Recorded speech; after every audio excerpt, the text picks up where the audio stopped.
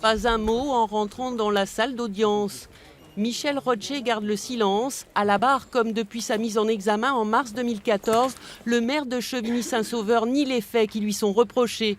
Chaque fois que la présidente évoque les accusations qui pèsent sur lui, il répond calmement, puis affirme « Je n'ai jamais agressé cette personne, ni aucune autre femme de toute ma vie ».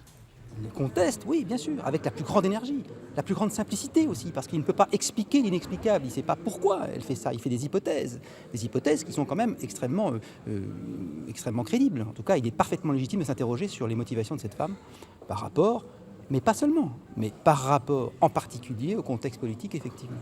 La plaignante a-t-elle été manipulée par des opposants au maire pendant la campagne des municipales? Avait-elle eu des contacts avec eux? Cette fois, c'est au tour de la jeune femme de nier. Une jeune femme confuse qui a du mal à se souvenir, en arrêt maladie depuis plus de 2 ans maintenant et très affectée par une affaire qui l'a dépassée, comme le dira son avocate. L'affaire a été assez immédiatement instrumentalisée par le prévenu lui-même, dans la mesure où, quasi immédiatement à sa sortie de garde à vue, il a été organisé une manifestation de soutien en son honneur, à laquelle il a d'ailleurs participé lui-même, ce qui était assez étonnant. Donc pour elle, c'est devenu rapidement assez irrespirable comme atmosphère.